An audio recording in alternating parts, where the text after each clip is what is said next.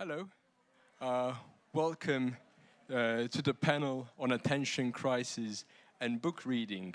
I need to tell you first, if you had a look at the program before, you might have anticipated to have more panelists on this stage. Unfortunately, Maya Lunde will not be joining us, so I will be talking to Anne Mangen on my left, who is a professor of literacy at the Norwegian Reading Center at the University of Stavanger, Norway. Her main research interest is the impact of digitization on reading, empirical research comparing the effects of different substrates and its effects on cognitive and emotional aspects of reading. To my right is Maren Werle, Associate Professor of Practical Philosophy at the Faculty of Philosophy at Erasmus University in Rotterdam. Previously, she taught and conducted research at the Institute of Philosophy at Leuven in Belgium, in the Husserl archive, and her most recent publication in this context is Access and Mediation, Transdisciplinary Perspectives on Attention. And this is what we will be talking about. So I'd like to begin with a very broad, I'd like to open up this discussion with a very broad look at attention. With a quote from William James's Principles of Psychology, where he writes, "Everyone knows what attention is." And indeed, the central concept of our discussion is something that everyone knows and that everyone does. But it seems like if we're asked about what attention actually is, we find it very hard to tell. And so I've recently stumbled upon several books for the general public that deal with this concept of attention. One is Joshua Cohen's collection of essays, Attention, Dispatches from a Land of Distraction. The other is Adam Phillips's Attention Seeking, and the third, Johann Hari's Stolen Focus, where he also uses the notion of attention as his central point. And these three books talk about very different things. But so I would like to begin with perhaps the most difficult question of today. What is attention? Yeah, that's a very mean question for the beginning. So I also did my PhD on attention and philosophy and the cognitive psychology, and had to study all the research, experimental research on attention from the 1950s up to now. And yeah, with exactly the same aim to find out what is attention. And I'm not so much further, I must say. But we have to start somewhere. So I think maybe as a philosopher, I want to make a distinction first. So if we talk about attention, then we have, it's mostly also in these books about the current act of attention, namely the act of concentration or focus. But attention actually is much more than just that. So even in experimental research, you have awareness, vigilance, divided attention, shared attention, joint attention, you have feature integration, you have a long list of many different forms of attention. I want to make this short and say, if you define it as a current act of focusing or concentration, then it's a certain kind of ability or structuring force of our cognition. Because in the moment I focus on this, everything else will turn into the background. So it's restructuring a visual field. So it's not only the focus, but it makes something else a background. And it's also about then changing this focus and restructuring it. So it's a lot more than just the focus of what I have. And if we do not limit it to the actual act, I would say very, very simple that attention is an ability or a skill that can be learned, that enables us, that sometimes is turning into a habit and also limits our horizons. A socially shaped skill, a cultural skill, a skill that can be impaired, but also, something we do, something that we can engage, and something that allows us not only to focus, but also to disclose and explore the world. And that you see very nicely in little babies or children, I think. Yeah. I would like to take, you mentioned that we're talking about attention crises, and you mentioned that this is also a cultural habit. And I'd like to ask you, Anne, what the word attention often comes in conjunction with deficit or distraction. When we talk about reading, is this something that has deteriorated in the recent years, and how so? How did we get to this stage, and where does this attention deficit show itself in the reading context? Yeah, that's another, if not mean question, it's a very big question, and it will depend on whom you ask in the field of reading research, and whether it's someone engaged in doing research on young children with reading difficulties or special education needs, dyslexia, for instance, or whether you're in Johan Hari's purpose of finding out what's going on with our ability to read long texts, which is perhaps where I'm closer to that realm of questions than to the more technical struggling readers and the attention problems that they may have. We're certainly more challenged, and I don't think it's an exaggeration to assume that what we see in assessments of reading, however narrowly they are defined and operationalized, like reading comprehension, we see now in the international assessments that overall, internationally, skills are going down. Most recently in PIRLS with the 5th grade, and then before that with PISA, 15-year-olds.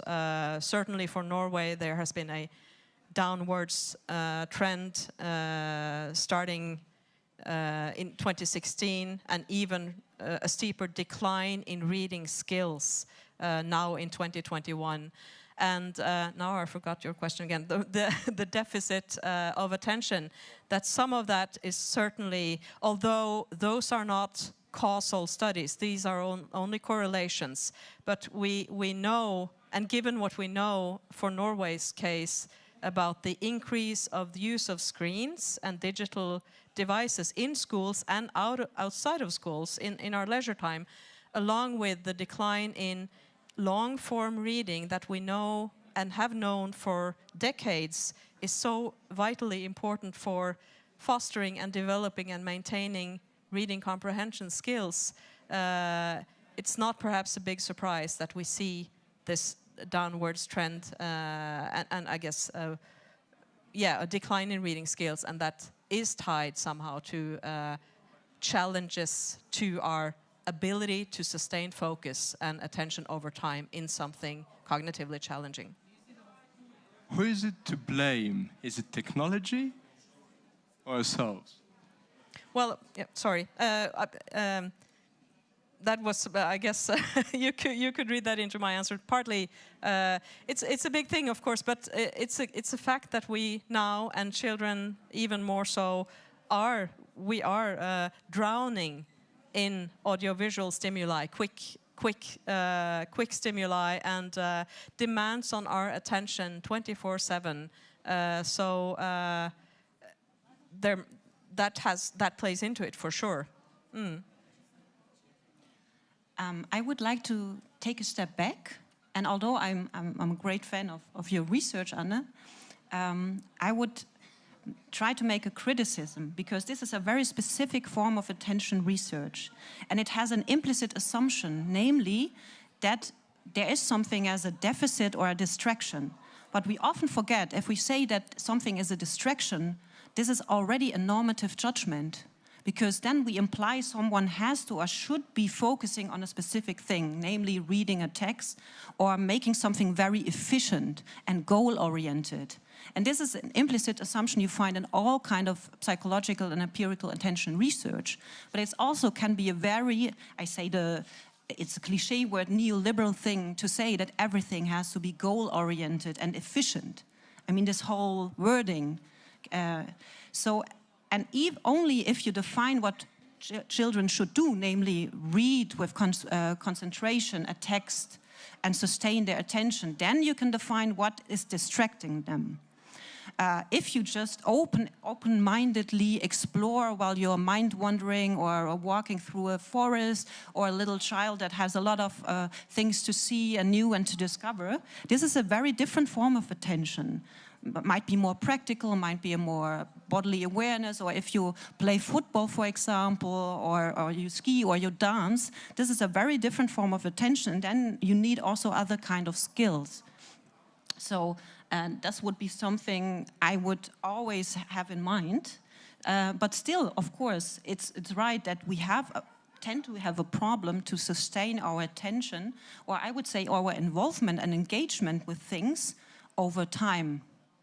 And what I would like to discuss is maybe it's not so much as the book you refer to as stolen focus, but maybe what they have stolen us is the ability of being surprised, of being absorbed by something, or of really engaging in something, rather than, because what people doing with Snapchat and TikTok, they focus a lot, but not for a long time. And I think they don't decide to focus. Their focus and their selection of stimuli is made for them by the medium. And there are several very important differences there between, you mentioned already that, of course, attention and the field of attention is huge, and it's studied by so many different disciplines and so many different paradigms. And to me, being a researcher studying the effect of different substrates and devices and modalities, so audiovisuals versus static versus dynamic stimuli, etc., on attention and reading.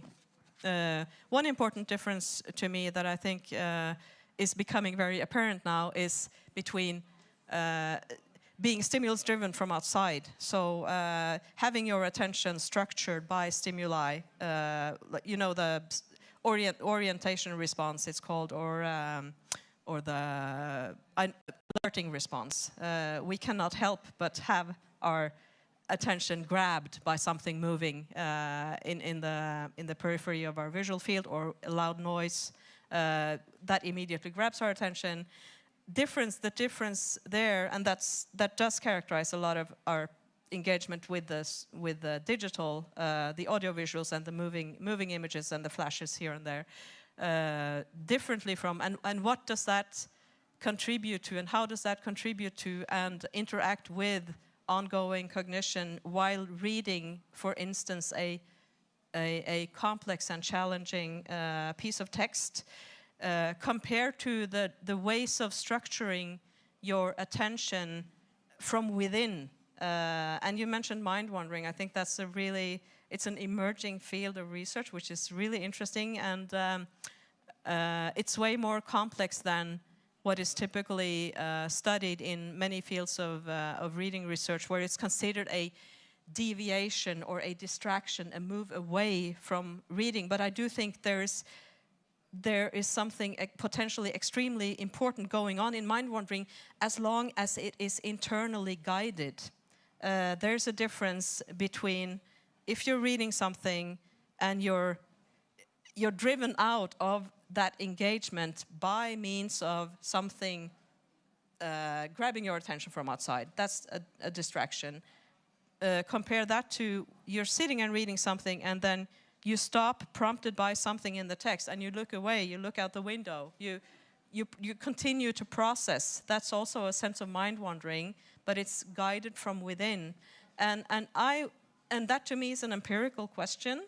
And it's a really interesting empirical question whether, if you're reading a text on a smartphone or a tablet or a laptop or a Kindle, or in a printout paper, or in the hardcover book, or in a pocketbook. All these are different devices for reading. If you're reading that same text, do the substrates and the media and the devices themselves differently facilitate that kind of internally guided mind wandering? And I wonder, but it's a properly an empirical question that I would really want to study, and we've started trying to tap into that, because I wonder if the materiality of the substrate may have something to do with that. And also our mindset when we are engaging typically with a screen device. We're so used to doing a lot of things. We're so used to the stimuli being audiovisual, that there is something moving. There is something that we should be doing. We should be clicking on something. We should be engaging sensory motorically with these devices. Whereas with the text imprinted on paper, it doesn't do anything in itself.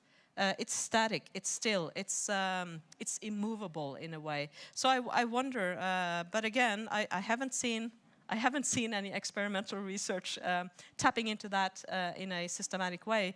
But that to me would be a very interesting way of beginning to discriminate the ways in which the different types of substrates and media perhaps facilitate more and less, perhaps, fruitful ways of mind wandering. One type of mind wandering is the distraction kind, which doesn't really contribute to your reading, whereas the internally guided could potentially be extremely interesting, and there are processing going on which has to do with perhaps consolidation and imagining. Just thinking out loud, that is in fact a gap in experimental and empirical research that I think we're seeing now, and we begin to think about because of this diffusion of reading onto these different devices. So as a normal, non-expert reader, I can really agree to that, because I think when I read a book or a text printed out, of course I'm not moving and the text is not moving, but I go along with it. So it's really something like, I think it's an abstraction. So if you have so my expertise is more on visual or bodily attention. And if you explore your environment, even if you sit, you move with your eyes. Or if you're a little child, you say there and you go there. And I think you do the same in your mind when you read a text on paper. But if you do it on the screen, this kind of movement is made by the media, or it's guided by the media. And you cannot stop when you want, or not in the same way, or that's just thinking out loud. And when you read a text, you have to appropriate it. You make it your own, or relate it to your past experience, to your interest, to what you have read before. And if you cannot do this and if you don't have the time to appropriate the text or go along with the text, then you will not understand it, because it's not just objective information. It has to matter to you, or it has to relate to what you already know or what you want to do with it.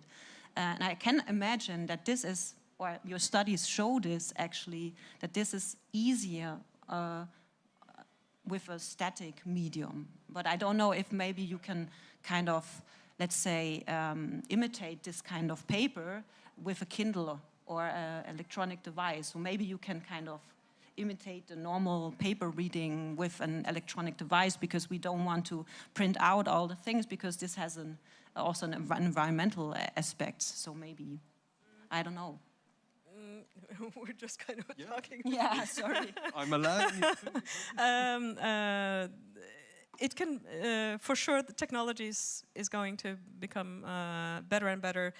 But I keep wondering how to implement the materiality and the volume and the texture of paper, and this will of course only matter more for longer texts, because at least for now you're limited to 1 or 2 pages on a Kindle. However, visually close to and there are studies showing that it's even better for visual ergonomics to read on a Kindle, and certainly for people needing larger fonts and all those affordances of personalizing, and there are legibility issues, there are visual, all types of visual discrimination that can be better on electronic ink, and all the newer and even ever more sophisticated display technologies. There's a lot of research on that in the field of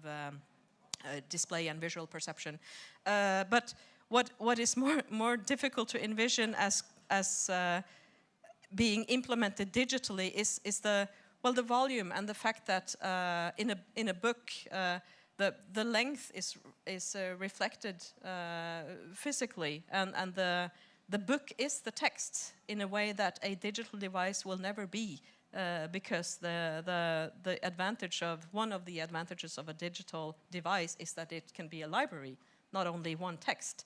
So, which is also why I think we see even with younger students, and I've done some research with Naomi Barron, who's here in the audience, survey studies with also younger students. Surprisingly, many of them point to the importance of touch and tactility for reading as it's something that adds pleasure to their reading, and some report missing that with the digital.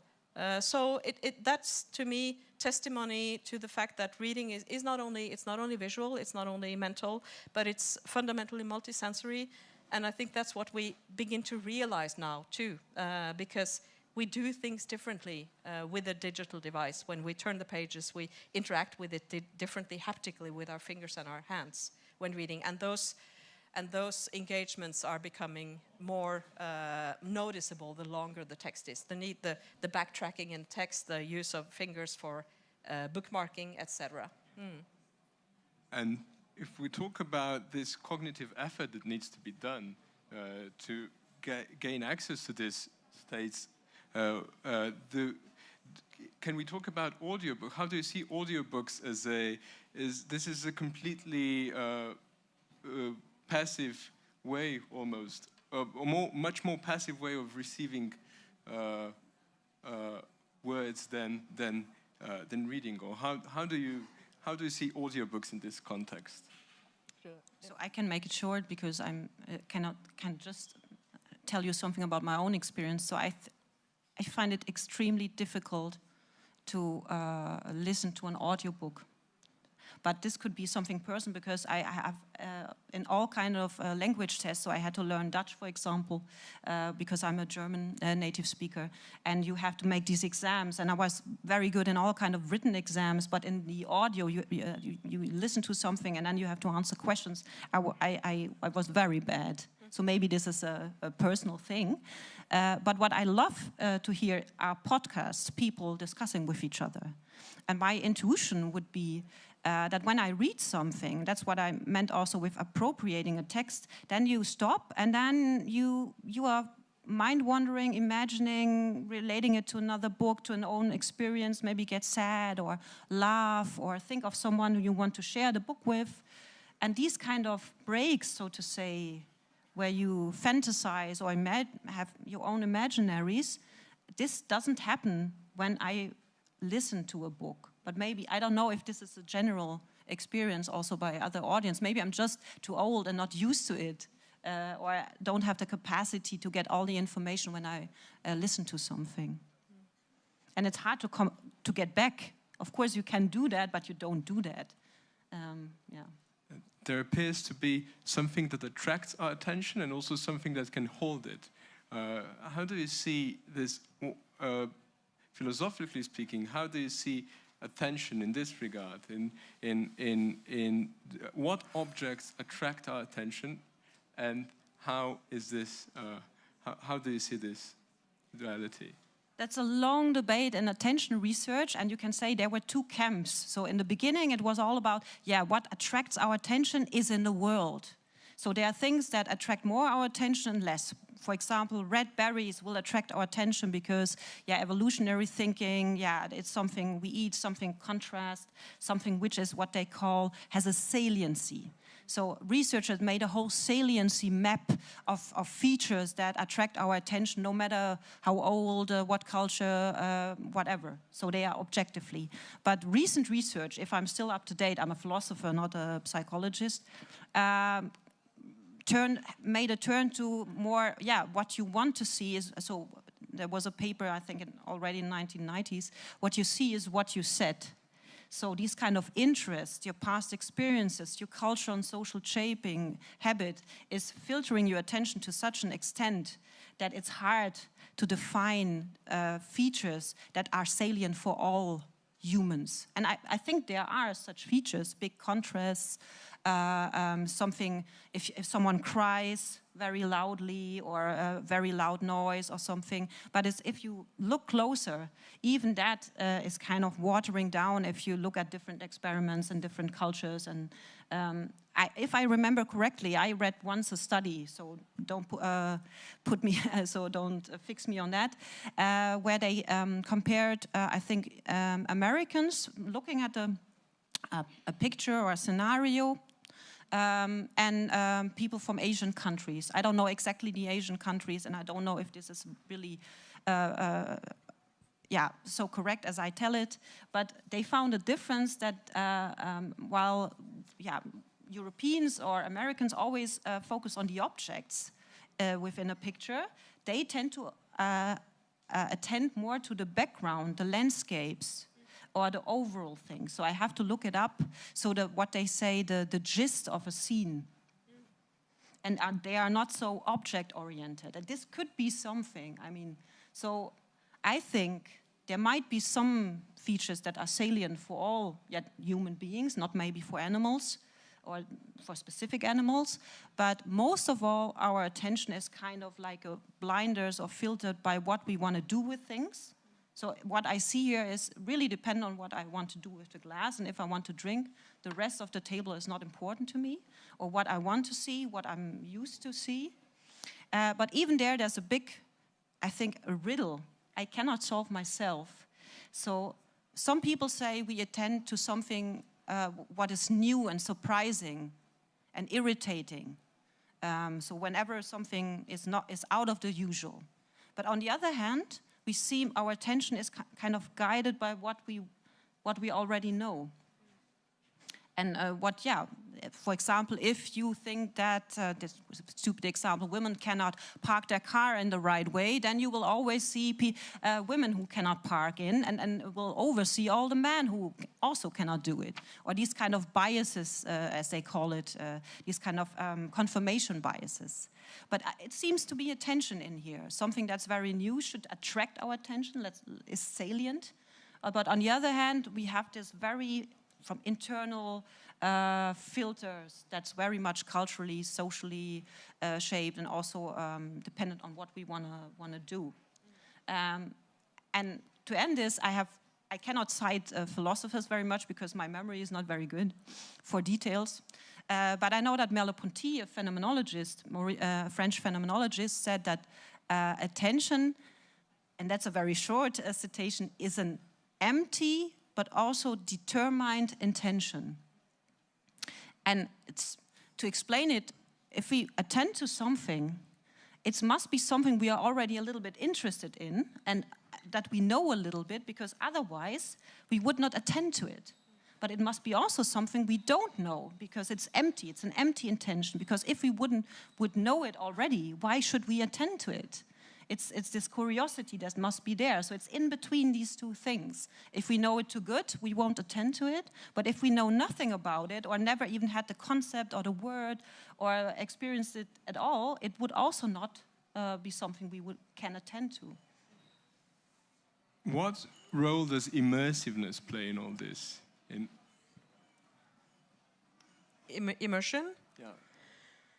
What role will immersion play in attending, and especially when we talk about reading, but I try to probe both to make a bridge between reading research and philosophy. I kept thinking when you were talking about another parameter here that we have not perhaps touched upon, and that's depth of attention, because in psychology we talk about a depth of processing. And I think that needs to be thrown in there as well. Or quality of attention and the temporal dimension of the effort that you put into being present over a period of time, whether it is in now talking with someone or reading, and then talking about the different depths of attention when you're engaged in audiovisual processing of audiovisuals on a screen, compared to perhaps then reading different types of texts on different types of substrates. And I know now this is perhaps becoming technical, but again, these are empirical questions, I think, and we really need more empirical research on it. And I've seen one study coming out where they, in fact, do tap into and measure in a experimentally controlled, or in a controlled experiment by means of EEG, the depth of attention when reading, and these are 13, 14-year-olds reading a static text on screen, and I think this was a computer screen, compared to paper. And they assess it by means of what's called the N400. It's an event-related potential, it's called. And basically, it is an indication, a very established paradigm to measure the depth of processing of semantic information, so a text. And they find, in fact, what they hypothesized, that those in the paper reading condition, they found this confirmation of they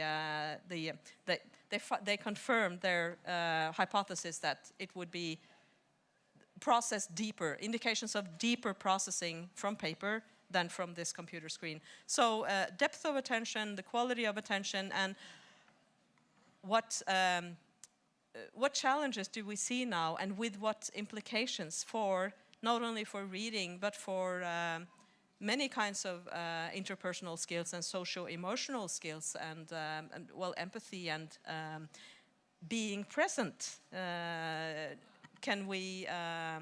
Should we be worried about, or should we at least be aware of, and how can we train them? I think that's and are there ways of training that could be then, or does it matter if we train, for instance, this by means of reading, and then does the medium matter or the substrate matter? These are, I think, very important questions, and I'm just now happy to see that we see that type of neuroscience research really detailing in on depth of processing and depth of attention. But I'm curious about whether that is also something that's been in your. Is that also a part of the discussion on attention in a more philosophical discourse? Depth of attention. The depth of attention, of course, but what I think is more relevant, or there's more research on, is what you already said. You need depth of attention, or a quality of attention. Why is this so relevant? Not only for reading, because evolutionary speaking, or when we think of attention not only as a current act or ability, but also as a possibility to disclose the world and others. Because we never disclose the world alone. When we are born, our attention is guided, and there's a dialogue with caregivers, and they kind of guide our attention. So the first attention is actually already a joint attention or a guided attention. So actually, and I think this is pretty much underrepresented in all the attention research. If we say attention is a kind of behavior, then it's a genuinely social behavior, because they're always talking about, it's something we need because in order for us to survive. But if we would not have this social attention, we could never survive. And I think this is actually something that is in danger with the specific kind of attention skill we now have due to digital and social media. Because first of all, we tend to look on the screen all the time, because in all the background, normally when you look at something, the background is not as processed or as conscious as the foreground. But if someone would be screaming, or if you see an old lady coming into the train, you see that someone needs help, and you would give her a chair. What we see nowadays is that people do not even see someone collapsing in the train because they are so focused, at least in the Netherlands, I see that a lot. And even when you talk to them, they do as if you ignore them. Because this is not a social normality anymore, that you have this background attention and also respect and for your social surroundings anymore. So this isolated focusing. And the second one is that all these contents and because it's about selecting or what matters attention, because we cannot engage with everything all at once, maybe in the movie. But now, all these machine learning algorithms, which learn by our user behavior, are filtering the information for us. So we don't do the selection ourselves anymore, or we started doing it, and then it's automatized. And that's what I also meant. We are stolen the capacity of being surprised in this sense. And that's also a social one, capacity of being responsive, what happens around us and what someone else, what we need for empathy. And I think maybe reading could be a skill. Maybe it's also very lonely skill, but there you also have to engage for a long time in a quiet setting. It could maybe also help, or it could be a similar skill than listening to someone, be having attention for someone else's needs and listening. Deleuze speaks of capacity, our capacity to be affected. This is a very similar phrasing, I think. I promise that I'll open up this discussion quite a bit earlier to the show, but we still have some time for questions, just one or two perhaps. Has anyone got a question? Yeah.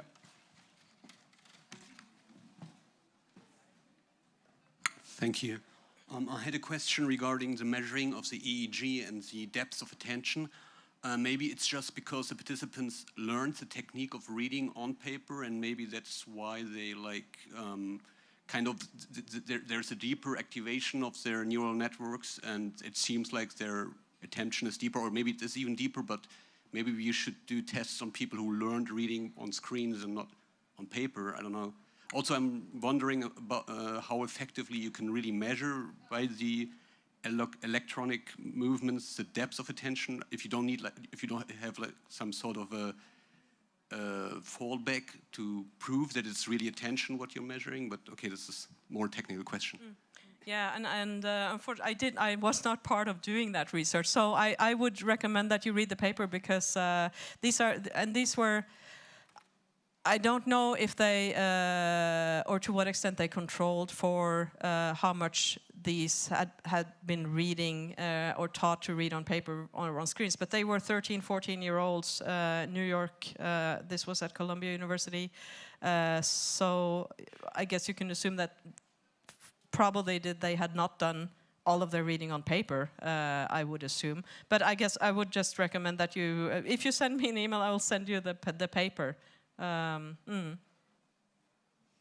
mean, what I always find interesting in this neurological and neuroscientific research is, I mean, the fact that our environment changes and we now have a fully digitalized and smart environment, so to say, at least in the Western countries, also has as a consequence that what we define as attention will change, because the brain is plastic.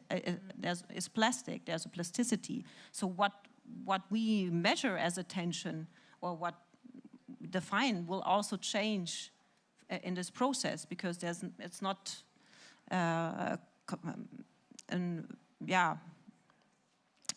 contextless behavior. So it might be that young students have a very different attention or forms of attention than we have. But I also think that we tend to perhaps think that many neuroscience, I'm not a neuroscientist, I wish we had, for next discussion, we should have someone from the neurosciences here, because there is, I think, a tendency in my field, education research and pedagogy, to assume that, for instance, the younger generation now, you have this myth about digital natives, for instance, that people keep referring to, and many perhaps still believe in, that, well, the more they read on screens now, the better they will be reading on screens, whereas the meta-analysis that we have shown an opposite pattern, a widening gap, and that the more recent studies and experiments show a larger so-called screen inferiority effect for reading comprehension, the way it has been measured in those experiments. So the newer the studies, the larger the advantage for reading comprehension on paper versus on screens have been found to be. So that kind of flies in the face of some of those assumptions that, well, if there is a negative effect on screens, it will at least become smaller or even disappear the more the younger generation read on screens, and the better they get to read on screens. And a correlational finding is that still in those PIRLS and PISA background data, the good readers are those that report that they read and they prefer to read on paper. And that's got to do with, I think, the reading of long texts, long linear texts, that gives you so many of those, that gives you training in so many of those components of reading that you don't necessarily get, or that you don't get as well with a lot of digital reading, because it is, and this is the so-called shallowing hypothesis, because a lot of what we do when we read on screens, those are short snippets of multimedia information. We don't typically sit down and read pages and pages and pages of linear text when we engage with the screen. So that's why I think we consistently find and have found this in the PIRLS and PISA cycles for the last couple of cycles, that the good readers are those that report that they read a lot and they prefer to read on paper, meaning I think that they read more long texts and more often in a print format. So it's just there tends to be, I'm not saying that that's an assumption, it's an empirical question, but for now at least, there isn't much in the experimental and the effects studies showing that reading a lot of digital texts will improve your reading comprehension the way it's typically assessed in cognitive psychology. So assessing comprehension on different levels of textual information. Great to continue to listen to this very interesting interdisciplinary discussion, but unfortunately we've ran out of time. So I'd like to thank you both for your great insights and you for attending. Thank you.